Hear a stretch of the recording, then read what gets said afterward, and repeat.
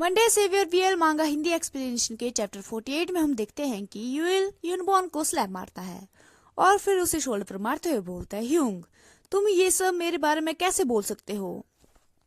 मैं तुम्हारे साथ ये सब नहीं कर सकता हूँ। और फिर वो यूनबॉर्न की टाई को टाइटली स्क्वीज करता है और बोलता है, आई लाइक यू ह्यूंग, तो जब मैं तुम्हें लाइक करता हूँ तो वो सब चीजें मैं तुम्हारे साथ कर कैसे सकता हूँ? यूनबॉर्न ये सब सुनकर शॉक हो जाता है। ये सब यूएल रोते हुए और कांपते हुए बोल रहा था। फिर यूएल बोलता है, मेरा मतलब है कि आई एम सॉरी कि मैंने तुमसे झूठ बोला, लेकिन मैं और यूनहो सिर्फ और सिर्फ एक अच्छे फ्रेंड है। मैं यूनहो के लिए कुछ भी फील नहीं करता हूँ जैसा कि मैं तुम्हारे लिए करता हूँ। तुम फर्स्ट पर्सन हो जिसे मैंने आज तक लाइक किया है, वो भी इस तरह से। यूनवॉन को थोड़ा सा गिल्टी फील हो रहा था कि उसने यूएल के बारे में वो सब सोचा। वो यूएल की ओर देखता और बोलता है, बॉन्डी, लेकिन यूएल बोलना शुरू कर देता है। वो बोलता है कि क्या तुम सच में अपने बारे में एज अ सुगर डैडी सोचते हो? क्या ये सब इसलिए है क्योंकि मैं तुमसे हर एक चीज रिसीव कर रहा हूँ, इसलिए तुम मुझे मेरी बॉडी से पे करने दे रहे हो? यूनवॉन ये सब सुनकर काफी ज्यादा शॉक हो जाता है क्योंकि यूनवॉन ने कभी ऐसा सोचा ही नहीं था। फिर आगे यूएल ने अभी भी यूनवॉन की टाई टाइटली पकड़ी हुई थी और वो रोते हुए बोलता है, अगर यही रीजन है जिसके कारण से तुम मेरे साथ अच्छे से रहते हो तो तुम्हें ये सब प्रिटेंड करने की कोई जरूरत नहीं है। मैं तुम्हें भूलने की कोशिश करूंगा। यूएल के द्वारा यूनबॉर्न को भूल जाने की बात सुनकर यूनबॉर्न काफी ज्यादा सरप्राइज हो जाता है और वो यूएल की ओर देखता रहता है शॉकिंगली। यूएल फिर वहां से जाते हुए बोलता है, मैं तुमसे आज के बाद कोई भी चीज तुम्हारी रिसीव नहीं करूंगा, तो प्लीज मुझे मेरी फीलिंग को कंफ्यूज करना बंद कर दो। यूएल वहां से उठकर जाने लगता है, लेकिन यूनबॉर्न उसका हाथ पकड़ता है और वो पूछता है, तुम कहाँ पर जा रहे हो? यूएल उसकी ओर देखता है और कोल्डली बोलता है, मैं ऐसी जगह जा रहा हूँ जहाँ पर मुझे तुम्हें देखना न पड़े और जहाँ पर मैं कोई ना कोई सोल्यूशन ढूंढ सकूं। प्लीज मुझे जाने दो। यूनबॉर्न यूएल के बारे में चिंता करते हुए बोलता है, बाहर तो बहुत ज्यादा बारिश हो रही है, तुम इस तरह से बाहर नहीं जा सकते हो। मैं तुम्हारी जगह चला जाता हूँ, तो तुम यहाँ पर रिलैक्स होकर आराम करो। यूएल ये सुनकर झटके से अपना हाथ छुड़ाता है और उसकी ओर देखते हुए बोलता है, ये तुम्हारा घर है तो तुम यहाँ से क्यों जाओगे? ये मेरा घर नहीं है, तो मुझे यहाँ से जाना चाहिए। फिर यूनवॉन यूएल के पैरों की ओर देखता है जहाँ से बहुत ज्यादा ब्लीडिंग हो रही थी। यूएल ने कोई भी पैंट नहीं पहनी थी। यूनबॉर्न उसका हाथ पकड़ता है और बोलता है, तुम इस तरह से दिख रहे हो और तुम ऐसे बाहर नहीं जा सकते हो और तुम्हारे पास कहीं जाने के लिए जगह भी नहीं है, तो तुम यहाँ पर बैठ जाओ और यहाँ पर आराम करो। यूनबॉर्न ने यूएल के हाथ को टाइटली स्क्वीज किया था। उसके बाद वो यूएल के शोल्डर पर हाथ रखता है और बोलता है, तुम यहाँ पर सो जाओ, हम इसके बारे में बाद में बात कर सकते हैं। फिर यूएल को सोफे पर बैठा दिखाया जाता है। यूनबॉर्न बोलता है, तुम बेड को यूज कर सकते हो, और फिर खुद वहां से जाने लगता है। वो पीछे मुड़कर यूएल की ओर देखता है और फिर वहां से चला जाता है। बाहर बहुत ज्यादा तेज बारिश हो रही थी। यूनबॉर्न उसी बारिश में रहता है, अम्ब्रेला लिए और स्मोक करते हुए। कुछ समय बाद वो घर को लौटता है, ये सोचकर कि यूएल अब तक शांत हो गया होगा, और वो घर का पिन कोड डालता है और अंदर आता है। अंदर उसे कोई नहीं दिखता है, तो वो उसे लगता है कि वो बेडरूम में होगा। यूनबॉर्न यूएल को ढूंढते ढूंढते बेडरूम में पहुंचता है। बेडरूम पूरा पूरा खाली होता है। वो चिंता करने लगता है कि यूएल कहाँ गया, तो वो घर में यूएल को ढूंढने लगता है और उसे आवाजें देने लगता है, लेकिन वो कहीं पर भी यूएल को ढूंढ नहीं पाता। उसके बाद वो अपने फोन से यूएल को कॉल करता है। यूएल का फोन घर पर ही होता है और वहीं पर रिंग करता है। यूनबॉर्न चिंता करने लगता है और सोचता है, वो अपना फोन यहाँ पर छोड़कर कैसे जा सकता है, और सोचने लगता है कि शायद वो अपना फोन यहीं पर भूल गया होगा, लेकिन वो इस समय कहाँ पर जा सकता है, वो भी अकेले। यूनबॉर्न उसे ढूंढने के लिए घर से बाहर जाने लगता है, लेकिन तभी उसका ध्यान वहां पर पड़े शूज पर जाता है, जहां पर वो सभी शूज यूएल के होते हैं। वो सोचता है, होल्ड ऑन, ये मैं वंडर कर रहा था कि ये सब चीजें इस तरह से बाहर क्यों बिखरी हुई है। तभी यूनबॉर्न को याद आता है कि ये सब चीजें तो वही है जो उसने यूएल के लिए खरीदी थी, और यूएल इनमें से कोई भी चीज लेकर नहीं गया है। फिर यूनबॉर्न को यूएल की कई बात याद आती है, जहां पर यूएल कह रहा था कि मैं आज के बाद तुम्हारी कोई भी चीज नहीं लूंगा और तुमसे कोई भी चीज रिसीव भी नहीं करूंगा। और फिर यूनबॉर्न घर से बाहर चला जाता है भागते भागते यूएल को ढूंढने के लिए, ये सोचते हुए कि यूएल का कोई भी प्लान नहीं है घर वापस आने का। फिर सीन चेंज होता है और हमें स्टे हाउस दिखाया जाता है जो सिर्फ और सिर्फ इंडिविजुअल के लिए था, और हमें यूएल को दिखाया जाता है जो वहां पर लेटा था। फिर यूएल एक लंबी सांस लेता है और खड़ा हो जाता है। बाहर की ओर देखते हुए यूएल सोचता है, मैं फाइनली उन टर्म्स में आ गया हूँ जिन्हें मैंने इग्नोर करने के बारे में ट्राई किया था। ये मेरे लिए ऑलरेडी बहुत ज्यादा लग्जरी है कि मुझे किसी को लाइक करने को मिला।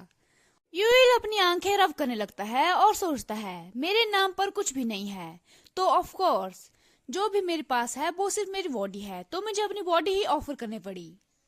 फिर यूएल की आईज को हम देखते हैं जो पूरी तरह से सूज गई थी।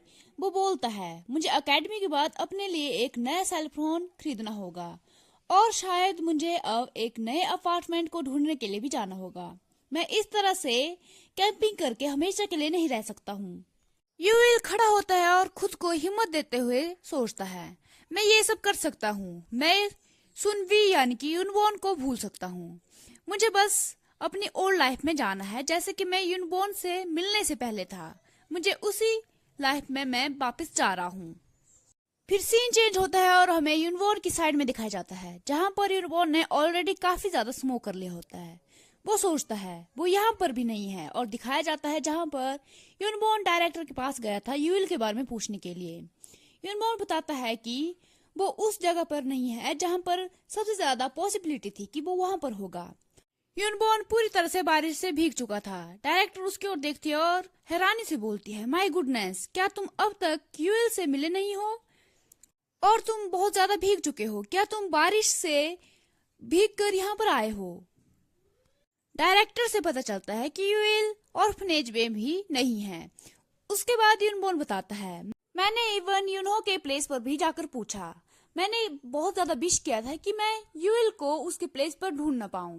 और फिर दिखाया जाता है जब यूनबॉर्न ने यूनहो से पूछा यूएल कहाँ पर है, तो यूनहो चिल्लाते हुए यूनबॉर्न को बोलता है, मैंने बता दिया है कि वो काफी पहले यहाँ से जा चुका है, तुम यहाँ पर आए कैसे हो? और वो गुस्से से बोलता है, और इवन तुम्हें मेरे प्लेस के बारे में पता कैसे चला कि मैं रहता कहाँ पर हूँ? फिर यूनबॉर्न को स्ट्रीट पर दिखाया जाता है जो वहाँ पर बैठकर स्मोक कर रहा था और सोचता है कि यूएल है कहाँ पर। वो ना ही ऑर्फनेज में है और ना ही यूनहो के प्लेस पर है। वो इस तरह से जा कहाँ सकता है? वो यूएल के बारे में बार बार सोचे जा रहा था और अपने लाइटर को जला और बुझा रहा था और कंटिन्यूसली लगातार वो स्मोक किए जा रहा था। यूनबॉर्न ने हर जगह यूएल को ढूंढने की कोशिश की थी और वो बहुत ज्यादा वरी फील कर रहा था यूएल के बारे में, ये सोचकर कि उसके पास रहने के लिए कोई जगह भी नहीं है। वो इस तरह से जा कहाँ सकता है? यूनबॉर्न की हालत बहुत ज्यादा खराब हो गई थी यूएल को ढूंढते ढूंढते, लेकिन यूनबॉर्न को यूएल कहीं पर भी नहीं मिलता। उसके बाद अगली सुबह देखा जाता है जहाँ पर यूनबॉर्न अपने फोन की ओर बार बार देखे जा रहा था और उस पर टैप कर रहा था।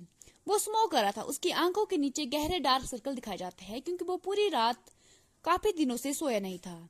वो बोलता है, यूएल इवन अपनी चीजों के लिए भी वापस क्यों नहीं आ रहा है? वो अपने फोन के बिना जा कहाँ सकता है? क्या मुझे किसी से पूछना चाहिए?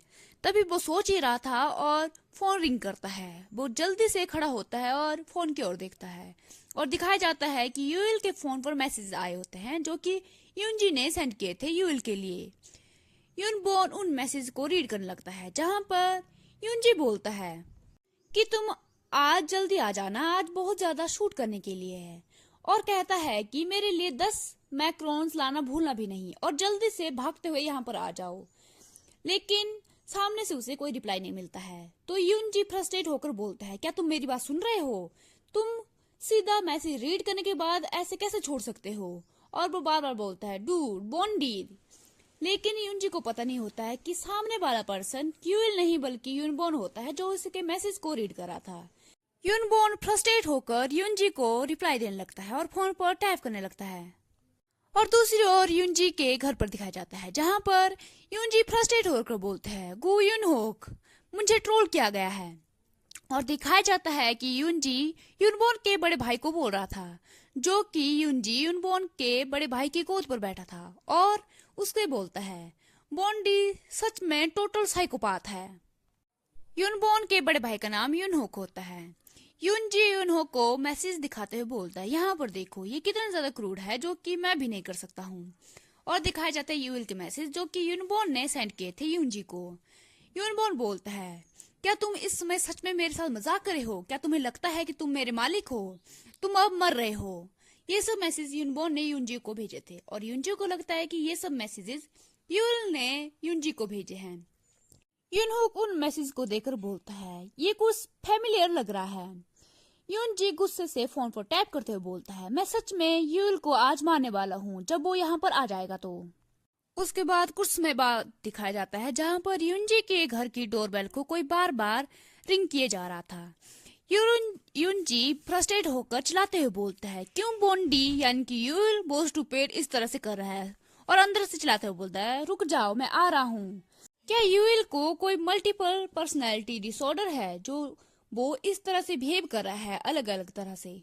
जैसे ही यूनजी डोर ओपन करता है वो बोलता है, तुम्हारे साथ आज हुआ क्या है? तभी सामने से आवाज आती है, लंबे समय से तुम्हें देखा नहीं है। और दिखाया जाता है कि वो यूएल नहीं बल्कि यूनबॉर्न होता है जो वहां पर यूनजी के घर पर आया था, शायद इस होप में कि यूएल उसे यहाँ पर मिल जाएगा। उसके बाद यूनजी ऊपर की ओर देखता है यूनबॉर्न को, क्योंकि उनके बीच में काफी ज्यादा हाइट डिफरेंस होता है। यूनबॉर्न बोलता है, मैंने यहाँ पर आते समय तुम्हारे सारे के सारे मैक्रोन्स फेंक दिए। यूनजी उसकी ओर बस कंफ्यूज्ड होकर और हैरानी से उसकी ओर देख रहा था। और ये चैप्टर यहीं पर एंड होता है। आई होप आप सभी को ये वीडियो अच्छी लगी होगी। If you like please like share and comment in this video and don't forget to subscribe this channel. Thank you so much for watching. See you in the next video. Bye bye. Have a nice and great day.